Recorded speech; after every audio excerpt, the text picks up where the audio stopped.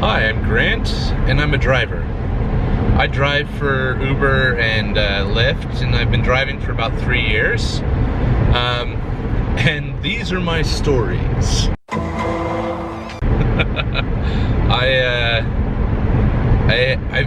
have quite a few stories of my favorite things that have happened in my car, or at least I shouldn't say my favorite things, but my favorite stories that have come from my car. I told my first story was telling about New Year's Eve and just a bizarre, I don't even know what to call it, just something bizarre that happened on New Year's Eve. Go check that video out. If you click the little eye icon in the top right of the screen right here, you'll be able to watch that. Tonight I have another story for you. One of the #1 questions that myself as a driver get, and I'm sure most drivers get, is, have you ever had somebody throw up in your car? And the answer, unfortunately, is yes. I was very lucky for the first year and a half before it actually happened, and luckily, because so many people asked about it,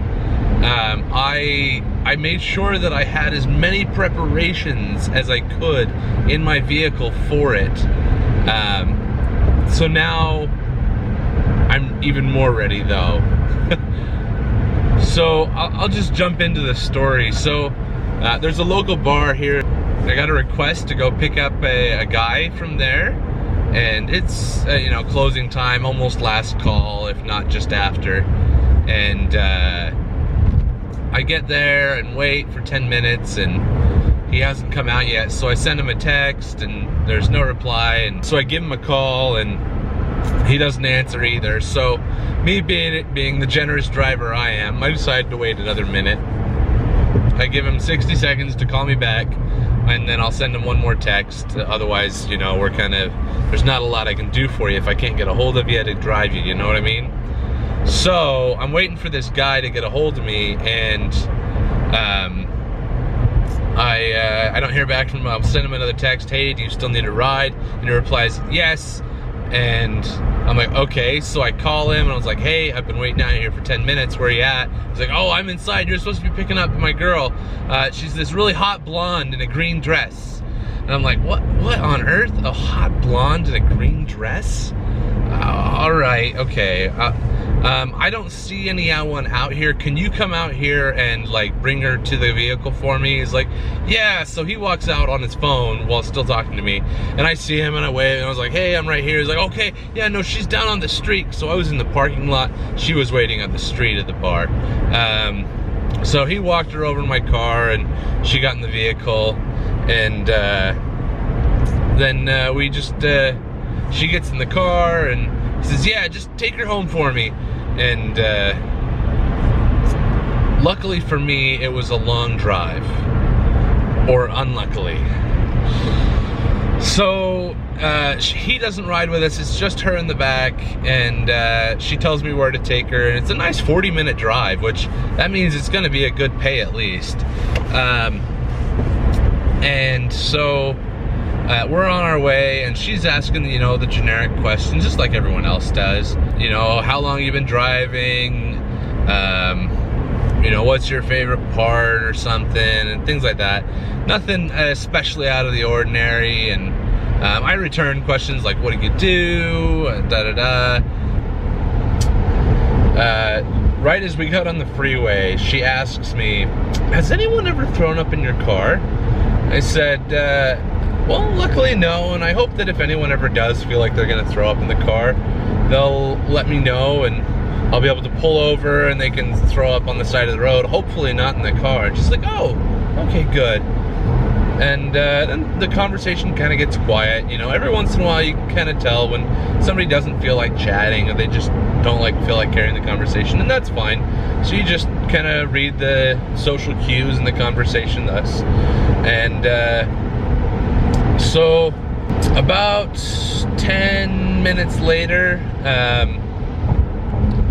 she, without warning, just goes, projectile vomits everywhere in the car. Like, it is nasty.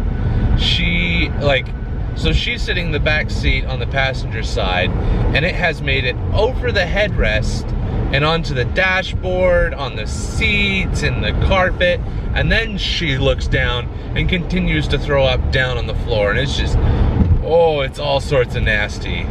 And so luckily the roads are pretty clear, so I just pulled over as quickly as I could, rolled down the window. I said, throw up out the window, throw up out the window. And she just hangs her head out the window, and I'm just like, oh my gosh, are you kidding me? And because Uber will ask for it, they'll ask for pictures of the mess. I don't remember how they word it, but that's the best way to describe it. Like, they just need pictures of the mess that was created. I also was sure to get a quick snapshot of her so that I have evidence, like, hey, this is who was in my vehicle, and this is, you know, just proof of what happened.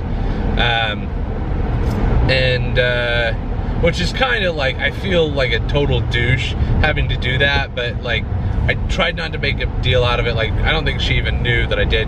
She was so drunk, and it just reeked of like really cheap vodka and maraschino cherries. Like, just the cherries that he got in the drinks, like, that's all that was on the floor is vodka and cherries. I'm like, oh man. So I keep quite a good stockpile of napkins in my cup holder, and now I keep a little bit bigger stockpile, and I used all of my napkins to clean up as much of the mess as I could before we got back on the road. But unfortunately, like I wasn't able to get everything, and I'm not gonna dump her out right on the side of the freeway there either.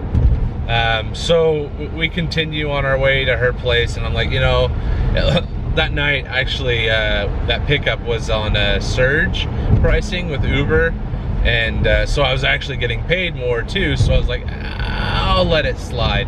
You know, I'll take the fare and the cleaning fee, because I know that they do offer $150 reimbursement for a cleaning of the vehicle. So we keep driving down the road, and her phone just keeps going off, and it's just ringing and ringing and ringing, and she's got her head hanging out the window because she's sick, and I got the window down because it reeks. And I was like, we could roll the windows up a little bit, and you could answer the phone. She's like, no, I'm not worried about it. I said, oh, okay, you sure? She's like, it's just my husband. I'm like, oh, your husband? He,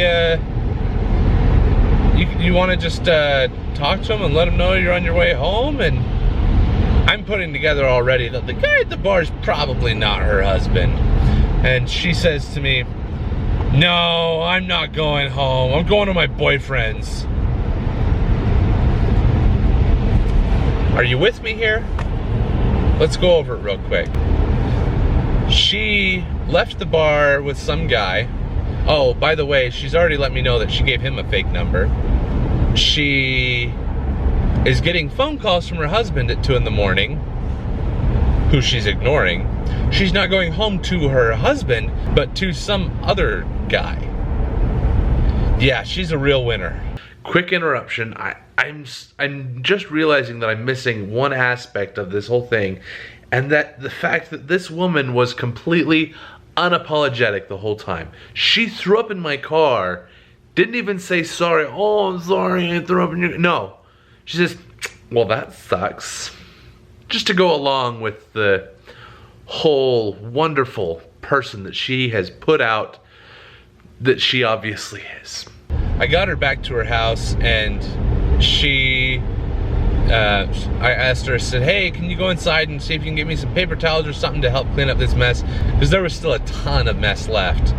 And so she went inside, and I kind of started cleaning up what I could, because like the napkins were still in my car that we'd used to clean it up. And so she goes inside, and I'm waiting and waiting and waiting, and like nothing, and I'm like, come on. So I go up to the front door, and I knock on the door, and no one answers. I ring the doorbell, still no answer, and I'm putting together that she's, yeah, not coming back out. She's left this mess for me. So I do as any normal person might do. I leave the rest of the mess for her. I just left all the napkins right there on the driveway since there was nowhere for me to throw them away. Said, hey, here's your mess. go ahead and clean it up, lady. And went home and drove home with the windows down. Luckily, it was really good weather on a summer night. I dodged a bullet on that one. Left the windows down. I parked my car like right up against a wall at home, so that like even if somebody tried to break into my car, they'd have to like climb on top of the car to get in, kind of thing. So I go and get the car cleaned after and everything. Unfortunately, the passenger, he sees a bill for $200 on Uber, and he's like, I'm not paying that. And so he goes ahead and disputes it, and as any reasonable person would. And so Uber contacts me and says, hey, why is he being charged this? Can you verify it? And I said, yeah, here's the pictures. I called him. He escorted this lady into the vehicle. She then lost her lunch in the vehicle, and that was the amount of the charges, and here's the pictures from it. And he obviously can't dispute it any further, because when I called him, Uber actually goes through a forwarded number so that they can take recording or something of the call, so they know what's going on. And it all worked out. I still got paid. I don't know what happened for him. I'm assuming he probably tried to either he didn't pay it and they kicked him off the platform, or he did pay it and he's still on the platform, and it's just an unfortunate series of events. But overall, poor guy, right? Yeah, so that is the story of the first person who threw up in my car. I haven't had anyone throw up in it yet again, and I hope it never does. But on the bright side, after that, I picked up a few new tips and tricks.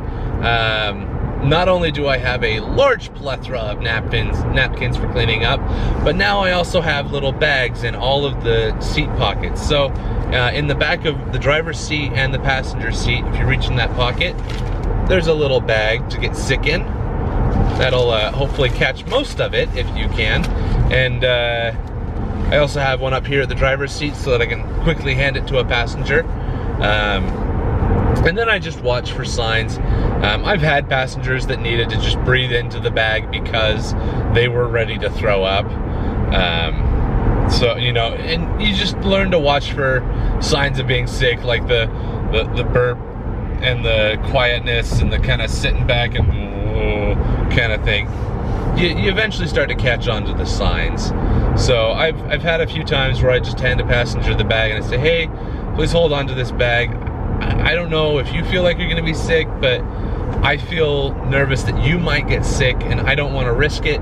So if you could just do this for me and hold the bag. And I've actually had passengers that said, yeah, I'm not feeling so good. Thanks so much for having this. I was really worried about losing my cookies in your car. I hear it's really expensive.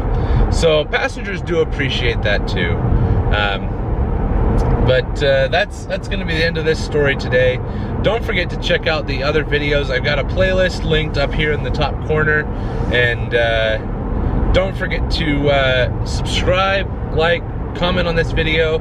Let me know what you guys think, what other videos you might want to hear, or questions you might have about Uber and Lyft. I've been driving for so long, I do have quite a bit of information.